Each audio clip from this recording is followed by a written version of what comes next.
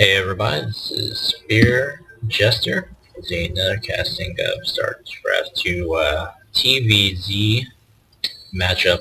Now this is an older game from early October 2011, right before or not right before, but I think just right after the season lock for Season 3. Right now, today, embarrassingly enough, I placed gold for Season 4, which to be honest, I think that's where I should be. But anyways, I decided that I wanted to do some casting because I was raging pretty hard because I lost a match afterwards, and I don't normally lose my cool, but I lost my cool with that last match, so I'm just kind of casting right now. Anyways, MiseryTheory is spawning as the purple Terran on the top side of the map. He is a high platinum player. I've seen him play before. I've watched his stream from time to time. I'm really bored. I'm not saying that to be mean, but I don't really watch other people's games too often unless I'm really bored or angry, like I am now. And you have EpicSauce, who is a high diamond player. So spawning as the red Zerg on the right. The map is Metalopolis, MLG. Interesting thing to note, I'm sure everyone else points out, but just in case you don't know, if it's an MLG map, and you can tell when supply depot, etc. If you're spawning over here, for example, you're not going to get this close position over here. So your opponent's always going to be over here, over here. So if you're on an MLG map, especially like this one, don't bother wasting your time scouting over here.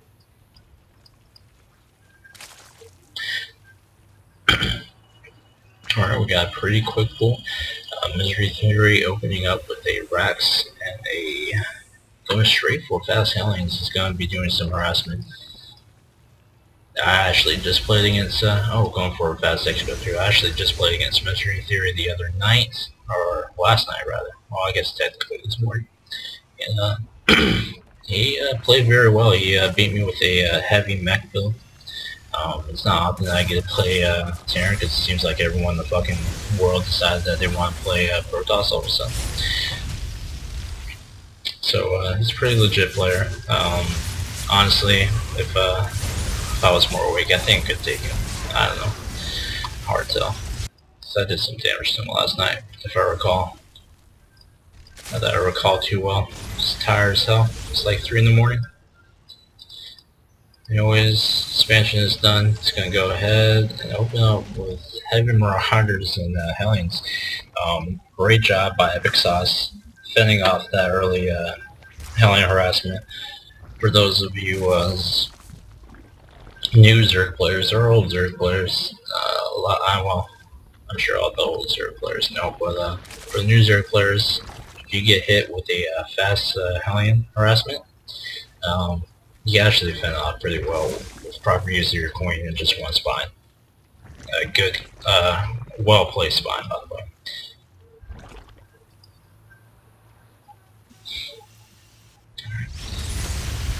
In this case, though, this amount of hellions is just going to eat up any Zerg that he throws out.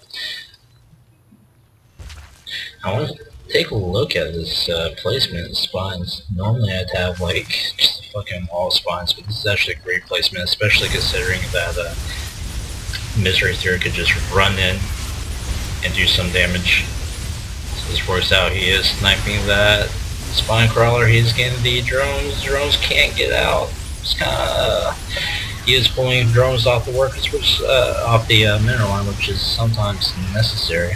EpicSauce pissed as fuck, but as you can tell, with just a handful of Zerglings and using his drones to soak up a lot of damage, even though it really did hurt him, he was ultimately able to fend off that push.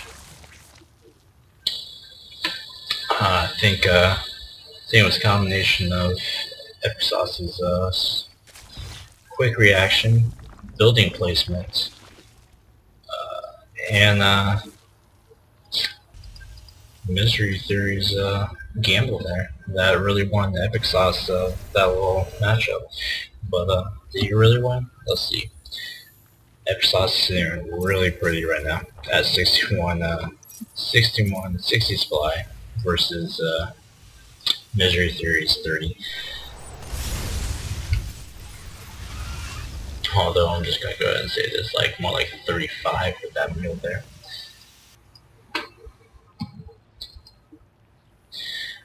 Speed lanes are great for early pressure, but I'm not quite sure how effective they're going to be against MiseryTheory's heavy Hellions. One thing about the heavy Hellions are really great because it forces the Zerg player to either mass a lot of lanes to make up for the lanes that will be lost when they take damage. Oh, get sniped. Not looking too good. But anyways, forces the Zerg player to either tech to something else immediately, because those Hellions really make these unupgraded lanes pretty moot. Whatever the phrase is. He is driving a third. Doing some harassment, sniping that supply depot. As you can see, that did hurt MiseryTheory, but yep, see he threw down the supply drop. So it's not hurting him too much, but that is costing him, oh, he already got the story out, but that is costing him energy that he could better be using for meals. So it's a little annoying. I do like EpicSauce's thinking, because at this point there are turrets up, especially over here. So if you can't hit the mineral line effectively, hit their supply.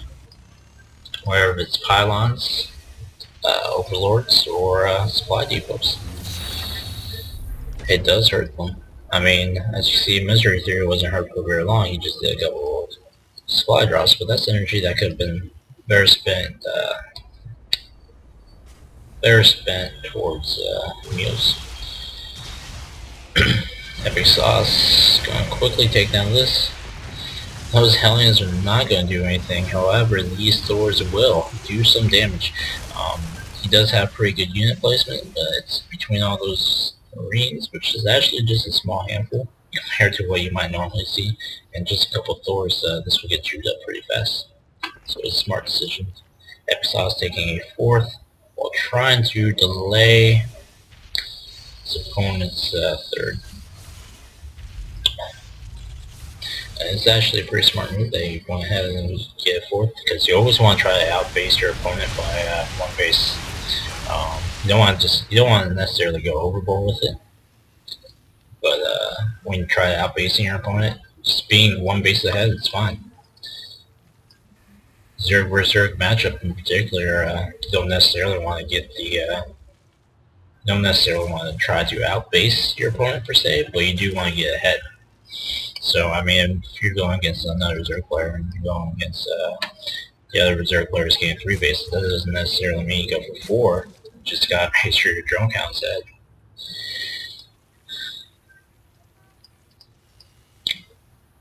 And at this point, MiseryTheory is already sitting pretty nicely over there.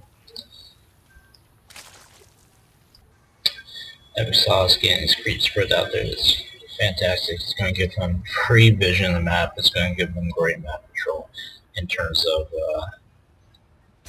yes, it's just creep trimmers. Yes, he doesn't have any real static defense, or right now he just messed up an army.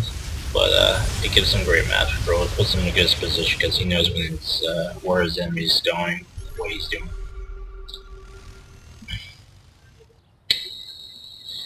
Alright. Now this should work pretty nicely. The roaches and lynx will hopefully, if he plays this right, take up most of the damage, and will be able to snipe the Thors. I'm not quite sure what that little exchange was between these 3 roaches, but they got pounded pretty quickly.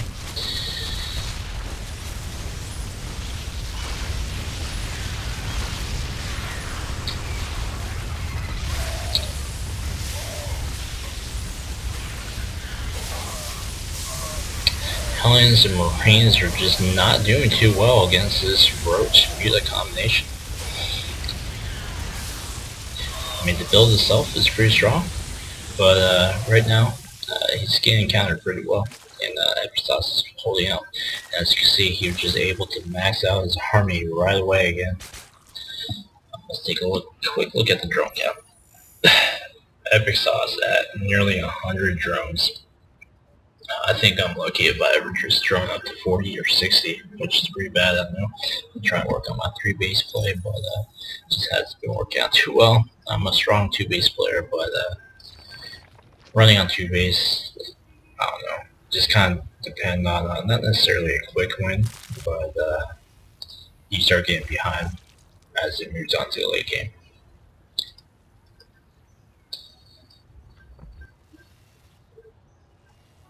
This is actually going to be a effective unit composition right here, because the Roaches are not going to get chewed up by the Hellions, which I see they started messing with Marauders, so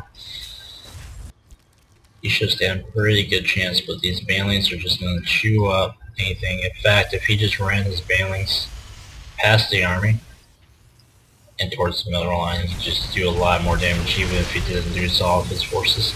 Now he did lose his mules pretty fast, but we're about to see what mainly it's just eating up everything, but just giving EpicSauce the edge that he needed. Misery is doing the smart thing and pulling his SUVs for auto repair the doors. I remember when SUVs weren't a high priority in this case. Thankfully they came out with the patch where they do get targeted. So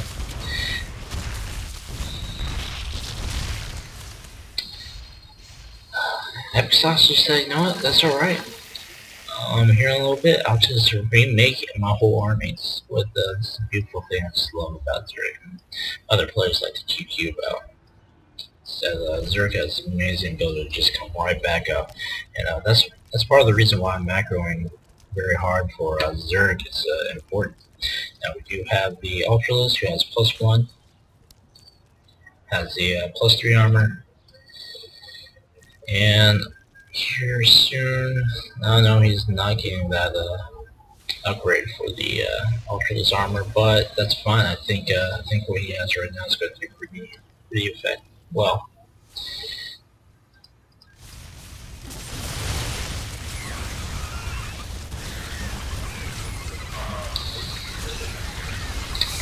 man, the Zerglings and Banelings are just taking in, soaking out most of the damage, allowing the Ultralists to just get in there and chew up the doors.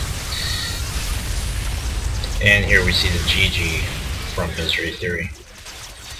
This is a pretty epic game. Both players played pretty smart, pretty well, but in the end, I think it was EpicSauce's macroing and good decision making that really won the game. He was able to come up with a powerful unit composition to face up against the was previously strong in the early game, the mass Hellion Dwarves and Marines. But yeah, well played by both parties. And if you have a replay that you want to send me, I'll post the link below. I'm not the greatest caster. I'm no Day 9. I'm no Husky or HD or Artosis or whoever you watch. But I pretty much cast any game. So if you also have any feedback and whatsoever, whether it was something I said, because I know I try to give advice every matchup. Please feel free to tell me I'm wrong or tell me I'm right. Give me some feedback. I want to hear it. Anyways, that'll be all for today. I think I've pretty much pulled off, so I might very well go try laddering again, but we'll see. Jester out.